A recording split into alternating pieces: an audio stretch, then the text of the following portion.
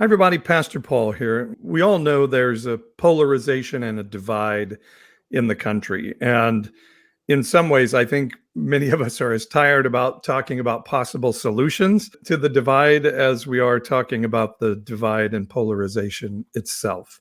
But I think you're going to want to stick around for this conversation about civility and how for civility to work in this season in our culture and society, it has to be fierce. Now, can civility be fierce? Well, listen in as we talk to Joe Weston today on this unconventional conversation with Pastor Paul. And before we get to the podcast, can I remind you to go check out my website, pastor-paul.com. You may say, how does Paul do all the content that he does? More than 10 hours a week of free content. And we do that by subscription and people supporting us with subscription. If you were going to church to get your spiritual fill, you would pay your tithes, or we would pass the offering plate. When Jesus in the Bible traveled around from place to place, people in a village would put him up as a teacher, take care of all his entourage, which was often large, and then they would give food and money for the journey as they were leaving town. So I'm not ashamed to ask for your financial help. If you go to pastor-paul.com, for as little as $5.99 a month, you can help spread our message that God is not mad at the world, or you can give up to $100 a month if you really want to help, and you and I will hang out one-on-one once a month. But you guys are so awesome to help. Pastor-paul.com is the website. If you subscribe today, I will give you access to the audiobook version of my novel, Joseph Comes to Town When the Religious Right Goes Religiously Wrong. The only place you can get it on the pastor-paul.com website. That's it, exclusively. We don't give it out anywhere else. So if you go now, pastor-paul.com, so subscribe at the bronze, silver, gold, or platinum level, and I will be so grateful for your financial help. Would you do it? pastor-paul.com. Now to our conversation with author and peace advocate, Joe Weston. And civility, can it be fierce? And hi, everyone. Pastor Paul here with you. Let me introduce you to Joe Weston, who is my friend. He's with the Weston Network and the Fierce Civility Project. Joe is an international trainer, author, lecturer, consultant, coach, professor, and above all else, and I love this, an advocate for lasting peace, a career spanning 30 years in the fields of conflict prevention, leadership, stress management, and communication, and is a highly sought after facilitator for individuals, as well as corporations, governments, agencies, and nonprofits around the world. That's a lot, Joe. How do you find the time for all of that?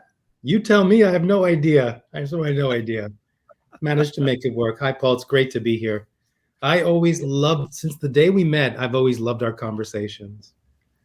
So this will be a good one to have today, because you have a new book coming out called Fierce Civility, and you can tell us more of that whole title, but we made the title for this unconventional conversation, Can Civility Be Fierce? So tell us what it means to have fierce civility. Let me tell you, there's a lot to say about that. That's what's great to be here. And the title is Fierce Civility, Transforming Our Global Culture from Polarization to Lasting Peace. And I have a whole process there of a six-step pathway to hope. And the book for me is really about telling a new story of hope. One of the main questions is that we should all be asking ourselves is who is telling our story?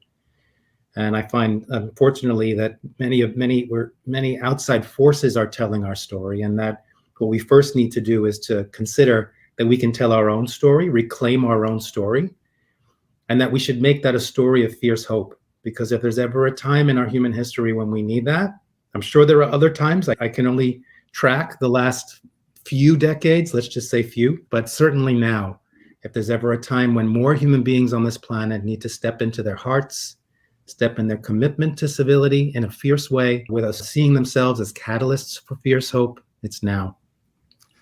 And let me jump in there and ask, because terminology is important sometimes. So telling our story, what does that mean exactly? What does it mean to have my story told by somebody else? And what does it mean to take back my own story? I find that we're so bombarded now with social media, with news outlets, with the world system that is basically telling a story for us. And we forget that the information we're receiving through search engine optimization, through the news outlets, through social media, is only one perspective and one person's offerings of what the truth is. And we're living in a time that I call information inflation, where there are too many news outlets chasing too few stories, that the news outlets and the social media platforms have to overinflate the stories to make them more sexy or to add more conflict, so that the viewers choose to listen to their interpretation of that story. Which means that if we take a moment to say who's telling our story, we can first consider that how we're receiving our information, the information we are receiving, may not be accurate. It may be a little over sensationalized and adding a little more drama than might be there. So that's the first aspect. And then to consider what I call taking some time to cultivate a healthy, independent critical thinking, and to consider that many of the things that we believe to be true, we may have never examined. We may have just believed it because that's what our religious institutions told us, our government, our teachers, our peers, our parents. And many of those things may be true on some level, but it's a healthy thing to take some time to use what I call courageous self-reflection. And when you discover that, yes, the things that I've been taught, I really believe they are true, which I believe helps you stand more in your conviction for those things that you believe to be true. But I also find that we're holding on to a lot of things that we believe to be true that may not be, because we never took the time to examine them. So this is all part of that idea of how do we actually take some time to cultivate more personal agency and decide for ourselves what we believe to be true. And from there, live our lives and make decisions on how we engage with one another. And I'm just saying that I believe that there is a lot more hope.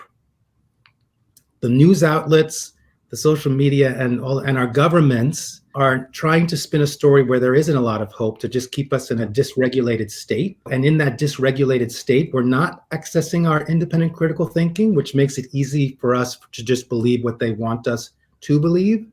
So when we reclaim that, we might discover that we can see that there is a lot more hope around us, that there are people who really are concerned about civility and really do come from their hearts and can cut through all of the confusion that creates separation, so that we can build bridges and find solutions that are beneficial to all of us. It's interesting because my question is, how much of sort of the disinformation clickbait, which is a little bit of what you're referring to, being put upon us by an algorithm, and how much of it is our choice? And it's interesting today from the perspective of, we have this Fox News court case right now where we're seeing this information come out where Fox News said, if we tell the truth on our cable news network, we will lose audience. Like, we're going to lose ratings if we tell the truth. And so it begs the question, do we want to be fed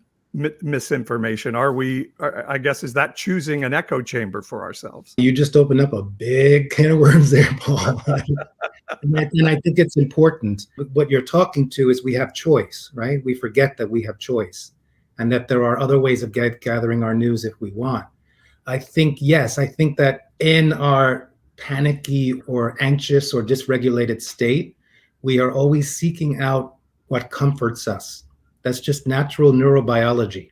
And a lot of the book deals with that I believe that a lot of us are, pretty much all of us on this planet on some level, are dealing with some level of chronic stress and trauma, whether that's personal trauma, generational trauma, cultural trauma, family trauma. And that's the core cause of the work Fear Civility, is that we have brilliant solutions that we spend billions of dollars to solve our world problems, but they're not working because the basic fundamental issue that we're not dealing with is that in that trauma state, in that dysregulated state, when we're in that fight, flight, freeze response, we perceive anything that's different or new as a threat, and therefore we run from it. And it has shut down our hearts. And you've seen that over time. that we become more and more anxious and uncertain. And therefore, we're seeking any way that we can find. And that's why we see young men and young people, let's start with young people, who will seek out groups on social media, because to answer your question, long way around to answer your question, many of us don't want to be informed. We want to be affirmed. Oh, wow. We just want to soothe our anxieties, and we seek the first thing. And in that dysregulated state, that trauma state, if we don't know how to use independent critical thinking, we'll believe the first thing that comes our way and hold on to it and anchor that in as the truth. Yeah, there's a Christian biblical principle that talks about seeking out teachers who will soothe our itchy ears. We want to find somebody that's going to tell us what our ears want to hear rather than anything else. Tying that then to trauma. So as you're putting this book together, and you've been doing this for a long time, of bringing warring factions together and trying to get them to hear each other, is that sort of national and maybe international trauma that we're suffering from what has a root cause of our polarization in culture today? Yes, I would say that is the root cause. Yeah. There are many causes, and all in the work I do, whether it's this body of work, Fierce Civility, or the respectful confrontation work I do, which is about how do we learn how to stand in our power, speak our truth, get our needs met in a way where we don't harm others and we don't get harmed. It's one of the subtitles of all the work is, for instance, respectful confrontation or fierce civility. It's never about the dishes. And that what we do is we can spend years fighting with our spouses or our partners or our children about not doing the dishes, and not taking the moment to consider that strategy that you've been doing for 14 years is just not working. So the work is, how do you get yourself regulated? How do you cultivate inner balance so that you're not in a fight, flight, freeze response? And how do you create safety and trust around you so you can help the one you're engaging with soothe their nervous systems in that space of safety and trust, meet them where they are, and from there, using independent critical thinking, finding ways to engage in the conversation. And that is the essence of the work. It's possible. That is the key. The work of Fierce Civility focuses very explicitly on saying it's not about the what, but about the how. Because you can see it happening. You see it in politics. You see it in education. You see it even in our personal lives. We can spend years going back and forth about the what, about debating certain issues and arguing about it, which creates more polarization, which for me is about stagnation. We're loving this conversation with Joe. I want to tell you about one of the services that I offer. Some of you are like, how can we get more? How can we work more in community, work more with you, Pastor Paul? And one of the courses that I offer is called Reconstruction U. Reconstruction U is an emotional and spiritual well-being cohort learning program where we do one-on-ones with me. We have an exclusive online curriculum from my many years of coaching and pastoring. And we have cohort learning where people just like you meet every other month to talk about ways to deal with identity and purpose and value in life. Hey, the Bible says we're not just supposed to get by in life, but we're supposed to thrive.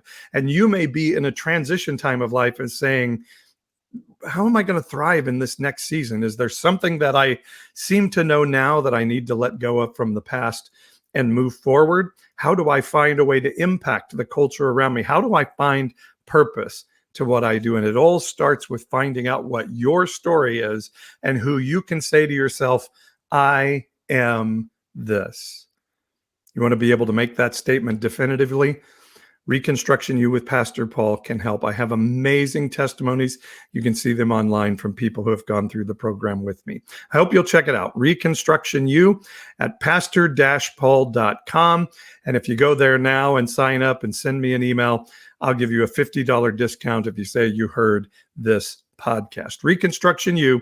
Find out more about coaching with Pastor Paul at pastor-paul.com. Now back to our unconventional conversation with Joe Weston. The Fierce Civility book isn't really about the what, it's about the how do you have these conversations.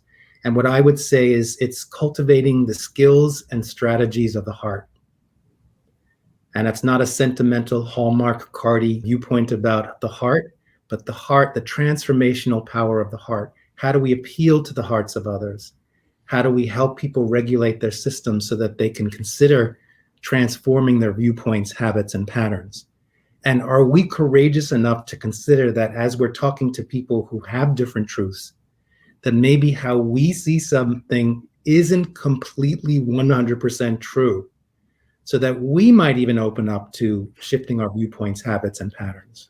What do you think? Yeah, how we keep from becoming the other side of that coin and saying, but I'm right. It's okay that I only get information that supports my viewpoint because we're right.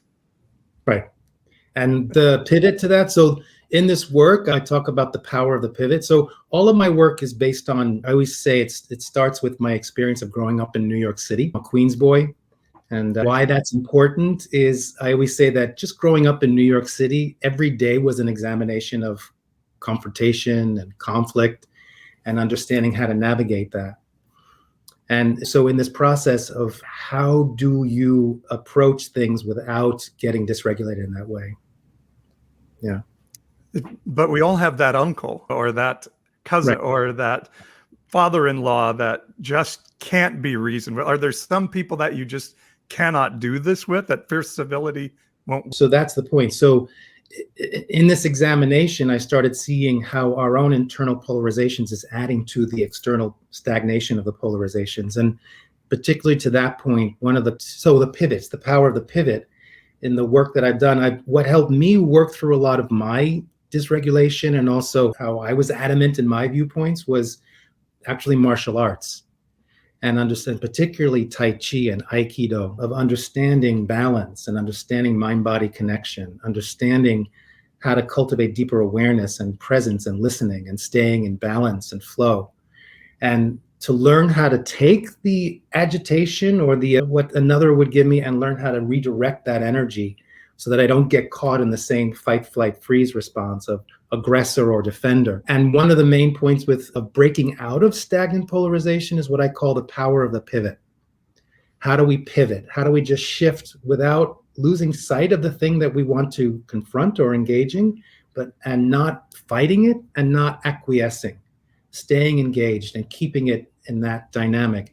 And to that question, when you get stuck in what I call the right-wrong loop, the pivot is to ask yourself, do I want to be right or do I want to be effective?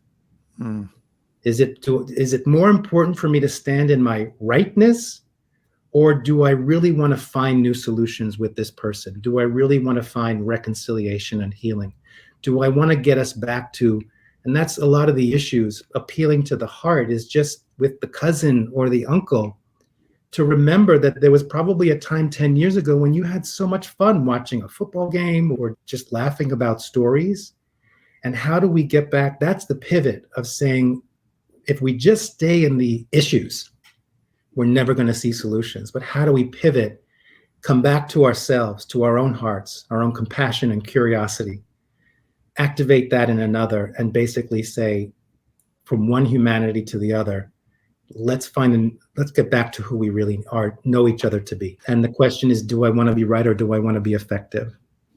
Yeah. So this is the website, and I'm just taking a break here in our discussion to let you pub the book. This is your website at Joe Weston, WESTON.com. For those of you who are looking on video, for our audio listeners, that's the website, JoeWeston.com. And the book isn't out yet, right? But is coming out soon. When is it coming out? The book is coming out on March 9th. Please make a note of that date. Put it in your calendar. If you go to Amazon and look up Fierce Civility on March 9th, you can actually get, for one day only, 99-cent pre-order purchase of the ebook. The printed version will come out a week later, but if you could do that would be great. Or I think if you go to joeweston.com, you'll see that there's a place to sign up for our website, and we can send you that link on the 9th and keep you informed about when that comes out. Fierce Civility, Transforming Our Global Culture from Polarization to Lasting Peace is the book, and Joe Weston is our author here. And when we're talking about, you have some exercises in the book when it comes out that people can try. Give us sort of an example of that. If I'm dealing with Uncle Fred, and he's telling me that Joe Biden is eating children in the White House. What does that pivot look like? Before you can get to a pivot, because what's going to probably happen, usually what happens for me, I can say, and everybody else I know, as soon as that uncle or cousin says that, you're going to get activated. Your nervous system's going to go into fight, flight, freeze. And once that's there, there's no way back. You're really in it, and there's no way back. So, however, I do offer a practice to help you get back, in a sense, and it's cultivating inner balance. And it's an exercise that I've been doing for so many years with all of the meditation work I've done and all my different traditions, with Taoist traditions, Buddhist traditions, also with the martial arts and many other concentration focus, like with movement and sports, is to learn how to cultivate a connection with your core in alignment with your heart and your brain, so that you can cultivate more awareness. By integrating all of that, you're more in your body and you are more compact and connected to your heart, which for me, the heart doesn't mean necessarily emotions. It's where our wisdom resides. It's where our best selves reside. It's where we can cut through the confusion of the mental constructs of separation and get back to common sense, where we can find common ground. So this exercise, one of the things that I've been very blessed to do in my life was to work with severely wounded combat veterans here in the US. For me, I did that as a civilian. I was brokenhearted to see at that time that every day 22 combat veterans were taking their lives. Luckily, it's now down to 17. It broke my heart. And I thought to myself, I have to do something. I looked for organizations that I can work with and created a system working with some fabulous organizations to support them in their mental health with PTSD, but also teaching them communication skills to re-engage with their families, their healthcare providers. And I developed a very basic exercise that to help for when they would spin out or have flashbacks, or if we, for instance, are in a state of just with all the things we're doing with trying to manage taking care of the kids and working and doing the shopping and the cooking and dealing with the driving and how we get dysregulated. And it's really very simple when you get it. And it has to do with basically just feeling your feet on the ground, focusing in your lower belly, what I call your center, bringing awareness to your heart, and taking deep breaths in through your nose and out through your mouth. And just that simple act of feeling your feet on the ground, focusing in your core and your heart, and slow, deep breaths on the inhale, and just letting the breath spill out of your mouth on the exhale, it activates because it's a biology tactic in a sense. Because when we're in that fight, flight, freeze response, our sympathetic nervous system is activated. And that is what activates the adrenaline and the cortisol and all of the things that keep us, that make sure we don't get eaten by hungry tigers, which is basically the biology of human beings. However, luckily, we also have the parasympathetic nervous system, is that when we no longer have a threat, different hormones get activated, oxytocin and things like that, where we get to relax the system. And it's with that breathing that we get to activate the parasympathetic nervous system. Why that is powerful is, I believe it's been helpful for me, is that we may not be able to influence at all times the stressors around us, but how we perceive those stressors, that is what we have power over. So we're responding in a PTSD response, assuming maybe the worst is going to happen in this encounter with this person. And we start to tell ourselves there are other possibilities when we start to get in touch with our, like say, less of our fight, flight, freeze, or fawn, and more of, I want to engage with this person. Am I summarizing that somewhat into what you just said? Yes, because yes, and that's necessary. And I think that's what I say is why a core cause. Because if you're dysregulated and you're not in your heart and you're in fight mode, the other person's going to feel that, and it's going to activate them into that state. But by coming back to yourself, you then can accurately assess the situation. And when you do that, another important pivot is that being uncomfortable is not necessarily the same as being unsafe. And for people who suffer from trauma or chronic stress, our nervous systems can't tell the difference anymore between uncomfortable and unsafe. And any encounter with someone who holds different views, any challenging conversation is always going to be uncomfortable. Therefore, if you're not aware of it, your nervous system is going to instantly go into it's unsafe here. And there's no new solutions that are going to emerge. There's no reconciliation and healing that's going to happen. There's no bridge building that's going to happen. So in a sense, it's learning how to build a moment-to-moment relationship with your nervous system so that you can say, when you do get activated, thank you, nervous system.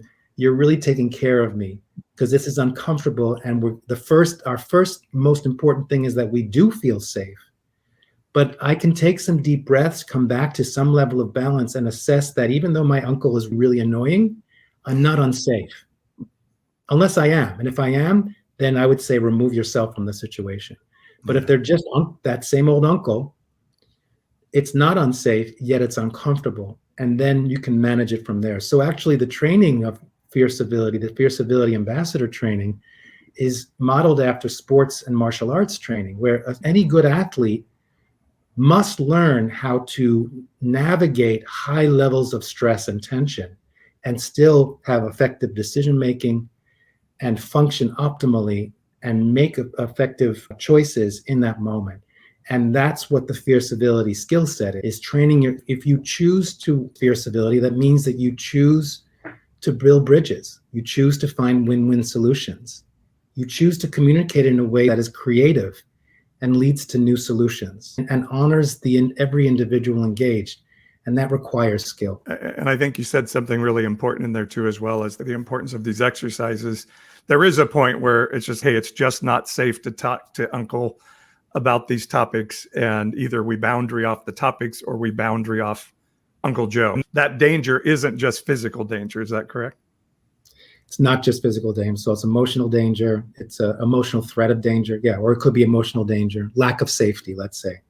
And the only person, I believe, the only person who determines if you are safe or not is you yourself.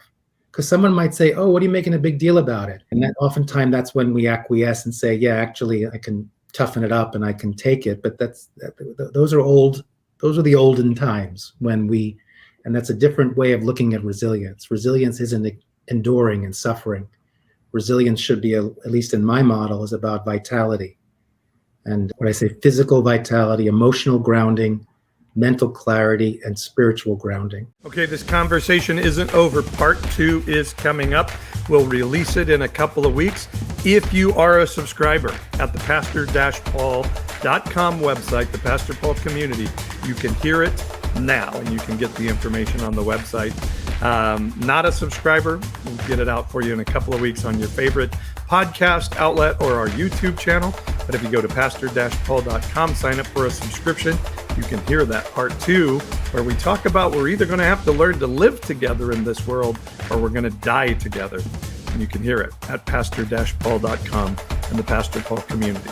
Until then, just remember, God is not mad at you. We'll see you soon.